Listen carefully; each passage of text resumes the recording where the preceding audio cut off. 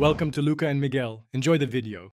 In this video, I will show you how to change the battery in your Ford Explorer key fob. First, gather your essential tools: a small flathead screwdriver and a fresh CR2032 coin cell battery. This common battery type is widely available. Make sure you have a clean, well-lit surface to work on.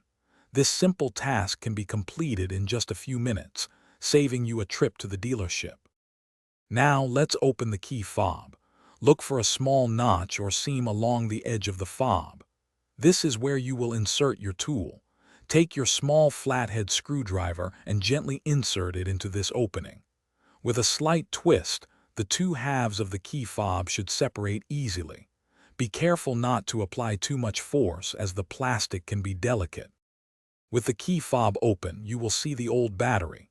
Take a moment to observe its orientation, noting which side is facing up. Gently use your screwdriver to pry out the old CR2032 battery.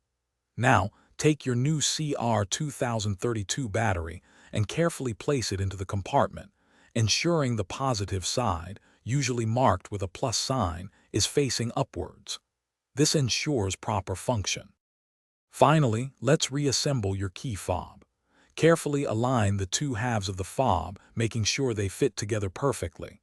Gently press them together until you hear a satisfying click, indicating they are securely snapped shut.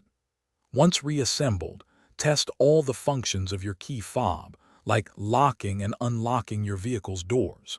Your key fob should now be working perfectly with its fresh power source. Thanks for watching and please subscribe. It's the best investment you'll ever make.